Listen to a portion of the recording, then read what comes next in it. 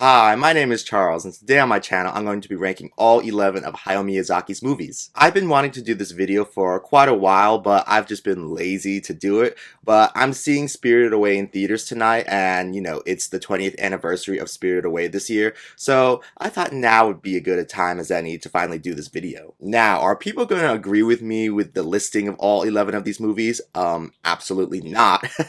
Absolutely not. I know that there are going to be some hot takes in this video, but you know what? It's my video, so I'm going to say what I'm going to say, and hopefully I don't get burned at the stake for it. Just some quick background with my relationship with Miyazaki.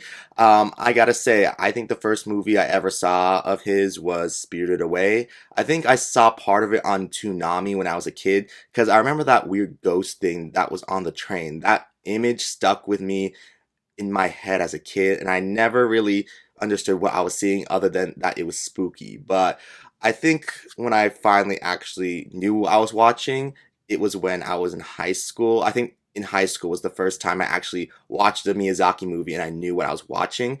But yeah, I wouldn't say I grew up with Miyazaki's movies, but I really watched all of them when I was more of a grown teenager, and I really enjoyed all of them. But my relationship with Miyazaki might be different from other people's, because some people might have grown up with Miyazaki while I did not really. Okay, with all that being said, let me get into this video now because the lighting is changing rapidly because, it's winter now. It's winter now, so things get dark. So if the lighting changes throughout this video, that's why. I still am lazy to buy better lighting equipment, so I'm gonna roll with this as fast as I can. So if I don't get all my thoughts out, then, that's why, because I'm kind of going through this fast. That way the lighting stays mostly uniform. So yes, let's dive into this whole video now. Okay, so at number 11, I would have to put Ponyo. I mean, Ponyo is Miyazaki's take on The Little Mermaid, and that's cute and all, and the animation in this movie is gorgeous, it's beautiful, but I just think that the story is lacking. The story really doesn't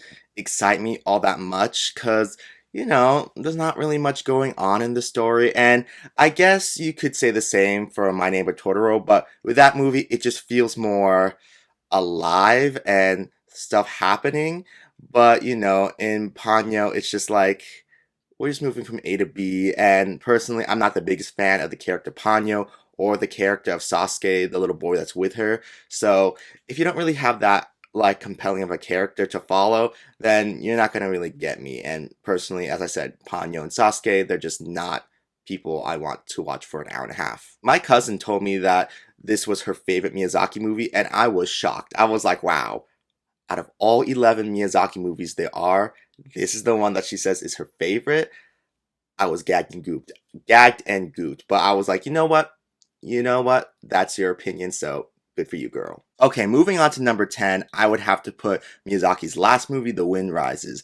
I mean, Miyazaki's making another movie, and, thank God, because The Wind Rises is a very nice movie, but his last movie, I don't think so, honey. I don't think so, because personally, I don't think The Wind Rises is a strong enough movie that encapsulates just what makes Miyazaki magical. I put The Wind Rises higher than Ponyo because it has a stronger story, but still the story isn't the best in my opinion. It's based on real people and real events, so the movie is really grounded in realism, and I really think that Miyazaki works better when his movies are more fantastical and more fantasy than when they are really rooted in reality. I mean, some movies of his has aspects of reality, but they're still like living in a fantasy world. And with The Wind Rises, it's like you can only go so far to make it entertaining and fun because, it's based on a true story, true people, and I don't know. I think some of the things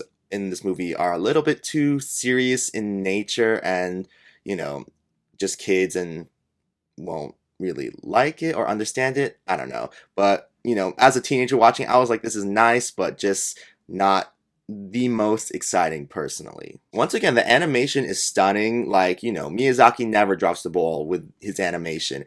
But it's just, this movie does not excite me that much. And also, the ending of the movie just gets me sad. And I know it's based off real people and real events, but that ending really just bums me out. It really bums me out. But, the story is better than the story of Ponyo, which is why The Wind Rises is above Ponyo. But, If I just liked the character of Ponyo and Sasuke better, I would have put Ponyo above the Wind Rises, but you know what?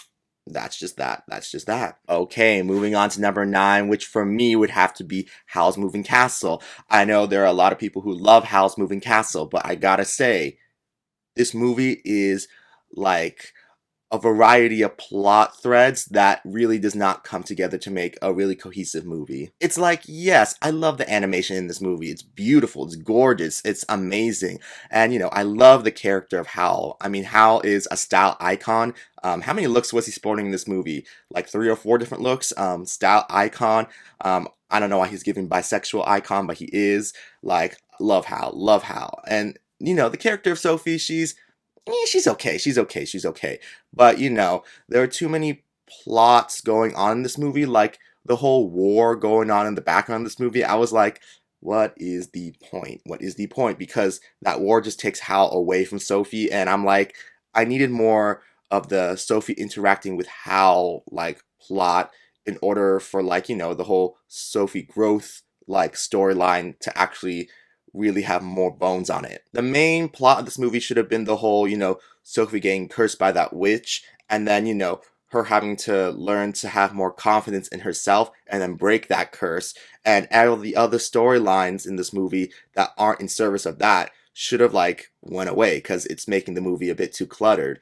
And every time I watch Howl's Moving Castle, I'm just like, what is the purpose for this war? They don't even really explain what the war is about. They show scenes of the war, but not really any action scenes in it. And I'm just like, I feel like it's just a waste of time. Seriously though, Hal, one of the hottest characters in all of Miyazaki's movies. Just saying, just saying. Okay, moving on to number 8, I would have to say, for me, would have to be Miyazaki's first ever movie, which is Lupin the Third, The Castle of Cagliostro.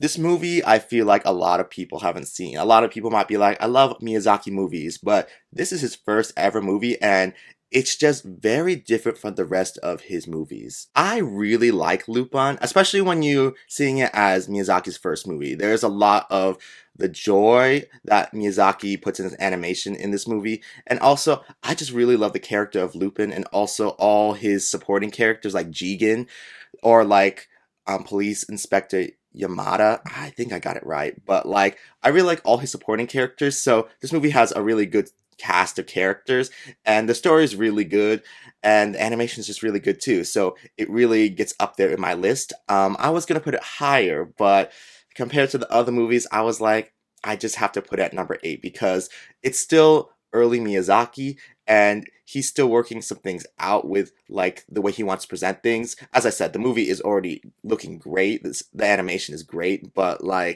it could be better, and the other movies that he has left on my list just surpass this movie in its animation, so I had to just downgrade this movie down to number 8. I really like the character of Lupin.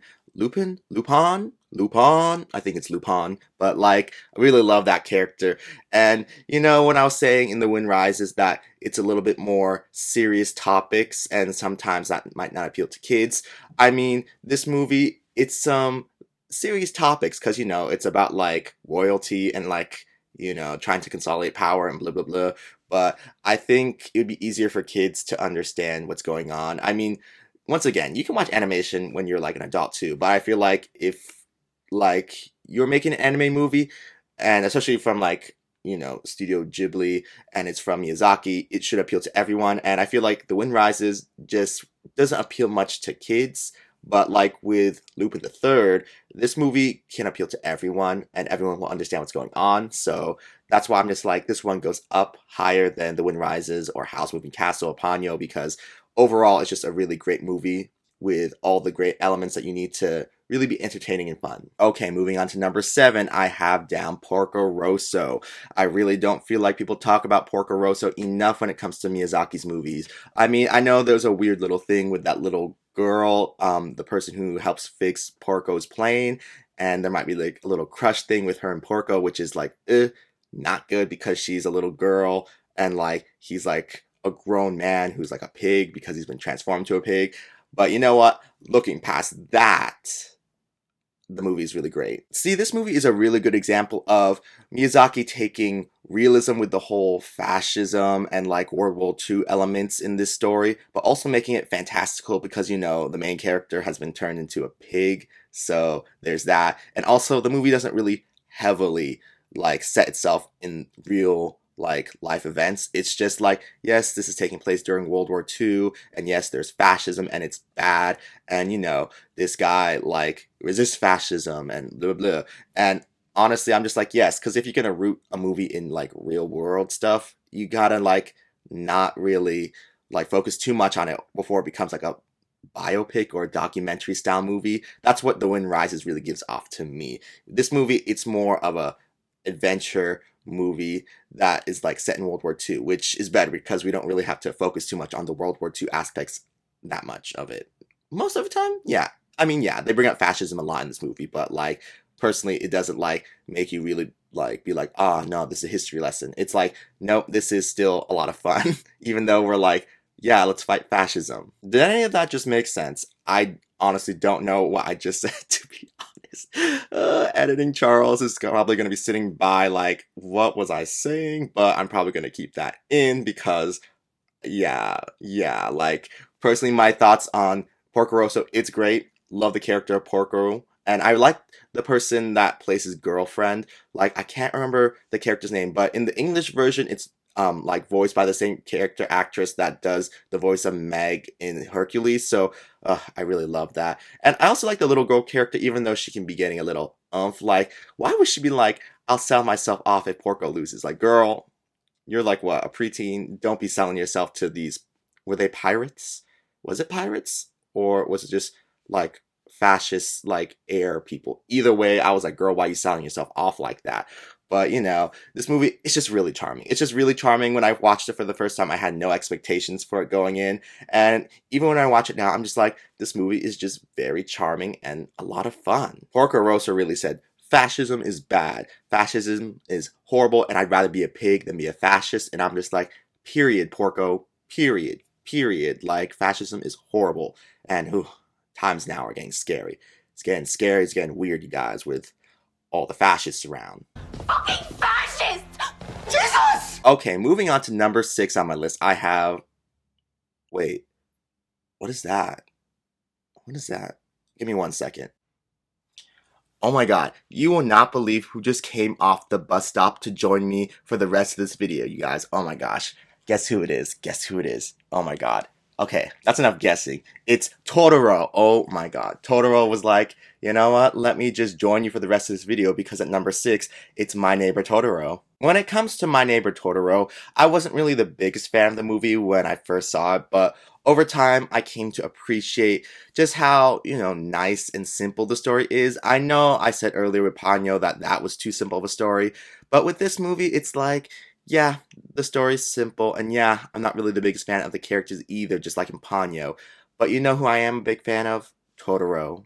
I'm a huge fan of Totoro, and just because Totoro and like the cat bus and that scene where Totoro is at the bus stop with the little girls with that like tiny like leaf umbrella that he has, like, I don't know, something in my mind activates, and I'm just like, sorry, I really do like this movie. It's very cute, especially when they show Totoro. So Totoro has to be at number 6, and that's just my thoughts on that. People are probably going to be like, that is not a good reason to put Totoro at number 6, but you know what? It's my video and it's my opinion, so I'm gonna put My Neighbor Totoro at number 6, and yeah, nothing else to do but say that. Okay, at number 5, I have Spirited Away, and I know that's probably going to be a bit controversial to say it's at number 5, but personally, that's just how I feel about Spirited Away. Spirited Away is the only movie from Miyazaki that ever won an Oscar. So a lot of people are like, yeah, that's his best movie. But personally, I'm just like, for me, nah. Like, I get the whole story is great. Like, the little girl's scared of moving to this new town, going to this new school. And, you know, the movie's basically like a journey for her to learn to not be so scared. Because at the end of the movie, she's like, I'm not scared anymore. And it's like, yeah, because you went through this whole fantastical journey by yourself, learning how to do everything by yourself and like survive by yourself. So by the end, it's like, yeah, life isn't so scary as long as you like push on forward. And I'm like, that is a very nice message. And The animation in Spirited Away is good and all that, but personally, I just don't really connect with Spirited Away that strongly. I mean, I know I'm going to be watching the movie tonight in theaters, but I'm just watching out of respect because it's its 20th anniversary.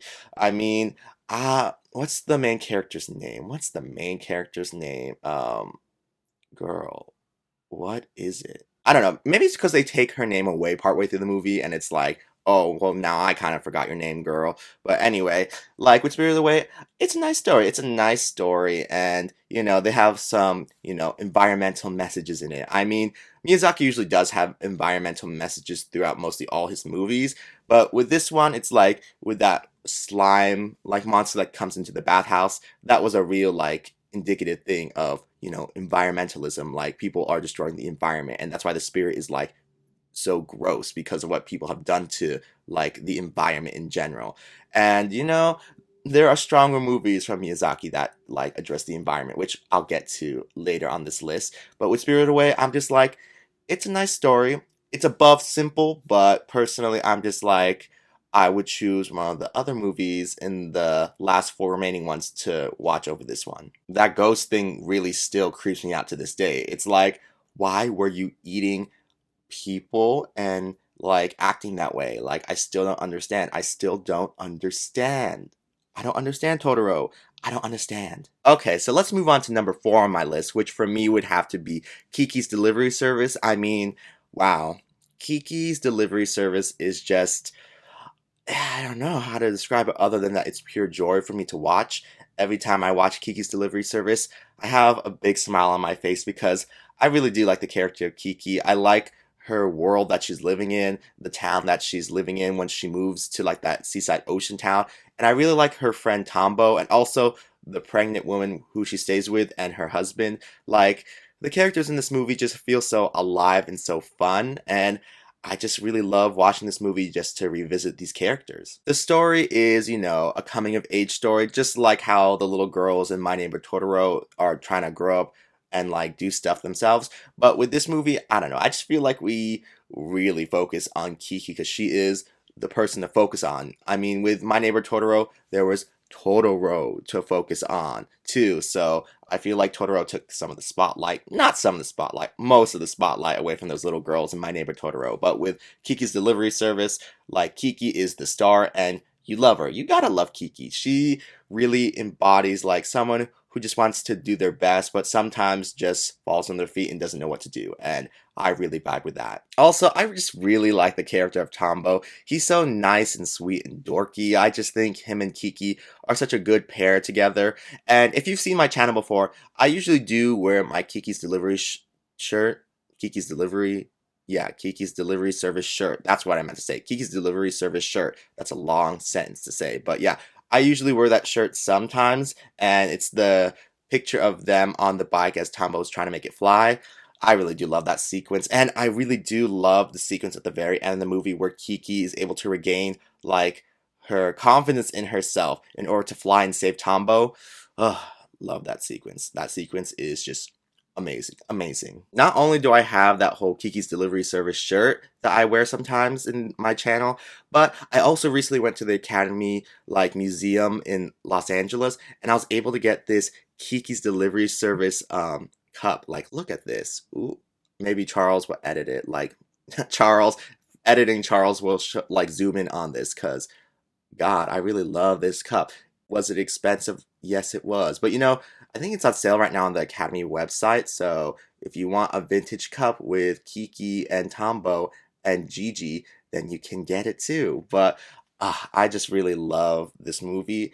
It is just one of my go-to movies, which is why it is number 4 because it really has everything like that you could want in a movie, and really I think if you're going for a pleasant time with a Miyazaki movie, this is the one to go to. I mean, I know I said Totoro is a pleasant time to watch and it has just vibes, but Kiki has a nice story and vibes to go with it. Like, you can't go wrong with Kiki's Delivery Service. You just can't. Okay, at number 3, I have Princess Mononoke. As I said with The Spirited Away, there is a stronger movie that deals with environmentalism when it comes to Miyazaki, and that is Princess Mononoke. Princess Mononoke is a very, like, serious movie. very serious. I would have to say it probably is the most violent of Miyazaki's movies. There's a lot going on in this movie, not only with the soldiers like fighting and like, the decapitations going on, but also the animal spirits and the violence they bring. There's just so much violence in this movie, all in the name of trying to point out environmentalism and how, humans are destroying the environment, humans are harming each other for profit, and how, like, it's going to destroy us all. I think the animation in this movie is gorgeous. It's beautiful, very well done. It's exciting to watch, and I really just love the characters of you know Princess Mononoke. Is that just her name? Is that her name? Like, oh my god, I'm pretty sure it is Mononoke is her name, but Ashitaka. Mm, when I said earlier that Hal was one of Miyazaki's hottest like male characters, Ashitaka's there. Mm, mm, mm, mm. I really do always get excited when I watch Princess Mononoke. It's such a fun movie to watch, and it's really just exhilarating because the story is just so action packed and so meaningful at the same time that how could you not have this movie high up in your list? I mean, I know it's a little bit creepy with the animation of like the boar spirits. Are they spirits? I think they are spirits. Boar animals. I guess they're all spirits. I guess they're all spirits, the animals. Yeah, I'm pretty sure they're all spirits, but like, ooh, the the spirit of the forest when it gets like decapitated or whatever, or like its eyes bulge out. That was some traumatic stuff. I was like, dang, this is some scurry stuff, you guys. But I love it. And the ending of the movie, it's I would put this higher if the ending wasn't so like girl, why can't you just be with Ashitaka? Why can't you just be with him? It's like, no, I hate the humans, and it's like, girl, I understand, but Ashitaka, or why can't Ashitaka just be with her? That's just how it is, and it's sad, but honestly, this movie just really encapsulates how far people are willing to go to make a profit in like the name of destroying the environment. Because that guy who like chops off the spear of the forest's head and is like, we gotta get back to the emperor. It's like, baby, you're destroying the environment just for money. Like, that money's worthless if like the whole place is destroyed. Like, I really don't understand what's going through these people's minds. They're like, money, but it's like that money really is worthless at the end of the day, so why you acting like this? Okay, moving on to number two, which for me would have to be Castle in the Sky. I mean, Castle in the Sky for me is one of Miyazaki's just perfect movies. I mean, some people aren't going to agree with that, but it's just my opinion. One gripe I have to say is, why'd y'all call it La Puta? Like, girl, did you guys not do a translation for that in all languages? Because it's not translate into a good word in some languages, but in like the English version, it's just called Castle in the Sky. So that's why I kind of watch the English version only, because I'm like watching in the Japanese version, I'm like, that word. But also, I really just do like the voice cast in the English version better, because I recently saw the subtitled version, the original like voices for Spirit, not Spirited Away, for Castle in the Sky, and I don't know, the voice actor who does Patsu, like, it does not match up with what I expect that character to be. Like, the voice was a bit deeper, and it's like, this is a little boy. Like, he should have a little bit more of a shrill voice, and I think James Vanderbeek did a good job because he was still young when he recorded, like, his voice performance for Castle in the Sky, so it fits better. Castle in the Sky. It just really is an exciting movie with a really thorough plot. Like, this plot has, like, point A to B to B to C, like, 3 acts. Most of Miyazaki's movies, like as I said before, Kiki and Below, they really are just like either vibing or it's like point A to B. And it's like this movie has multiple points in the movie. You can separate into chapters and be like, this is Act 1, Act 2, and Act 3. So I just give Castle in the Sky a little bit more credit than the rest of the Miyazaki movies because it has everything it needs. Great animation, great characters, and a thrilling story that has like multiple things to say, but also like it's like really good at the same time, and it's not so simple. So I don't know. That's why for me personally, Castle in the Sky is number two. I mean, I know a lot of people aren't going to agree with that, but once again, it's my opinion, so it's whatever. When that guy shoots off both of Sheeta's ponytails, Gaga Chandra, like the accuracy to do that, That's crazy. That's crazy. And tell me why both Sheeta and Patsu kind of look the same after, like, when they're escaping from the castle at the end. I'm like, girl, you need to grow your hair back out because now you kind of look like twins, and that ain't cute. That ain't cute unless y'all just plan on staying on friends in the future because you don't want to be twinning. Okay, and finally, at the very top of the list for me would have to be Nausicaa of the Valley of the Wind. I mean, my God, this movie is only Miyazaki's second movie, and it's a masterpiece in my opinion. Just like Princess Mononoke talking about nature and environmentalism, this movie does the exact same thing and showing just how humans like whole nature and how like the wars with each other and like their greed and all that will destroy the environment, which will in turn destroy the world. I really love the character of Nausicaa. She's such an intelligent and bold and strong character. And, you know, she technically is a princess because she's the daughter of the chief. So, you know, this is basically Miyazaki's princess movie. And I'm just like, wow, doing a Disney princess, oh, not a Disney princess, like doing a princess movie showing that like she is like the heroine and is going to save the day before Disney could even do that with their later Disney princess movies. Like, whew, serving it to the girls before, you know, Disney could. Mm-mm-mm. Like, Nausicaa said, get out of my way, girls, because I did it first. But yeah, Nausicaa of the Valley of the Wind, it's just a sublime movie in my opinion. Everything's really going on in this movie. You got the animation, you got the story, you got the characters. Like, what more could you want? Like, if you haven't watched Nausicaa, then I don't know what you're doing because it really is the best Miyazaki movie when you actually think about it. It really has all the best elements of all his movies in it. Like, what does it not have? What does it not have, in my opinion? Like, I guess you're missing like that fantastical element, like a Totoro, or like in Spirit Away, like Haku the dragon, or that ghost spirit. But you know, I don't really care because it has those weird like bug things, which is kind of reminiscent of Princess Mononoke. But yeah, there's like fantasy elements in this movie, still grounded in realism at the same time.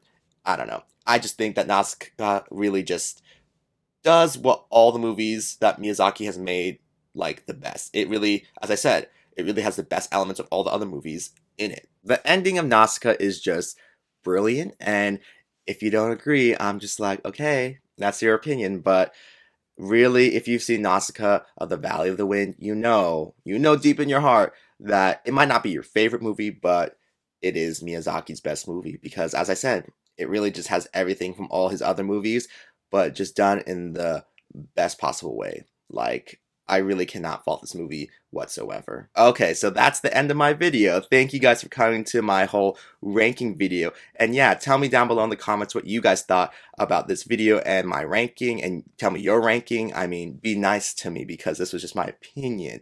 But anyways, I'm excited to see Spirited Away in theaters tonight. I mean, I know I said I'm not like the biggest fan of Spirited Away, but I'm still excited nonetheless to see in theaters tonight. Anyways, thank you guys for coming to my channel and watching this whole video, and yeah, I guess I'll see you guys around the next one if you're around for that. So until then, I'm gonna go now. So yes, okay, bye. Okay, let's go, Totoro. Let's go.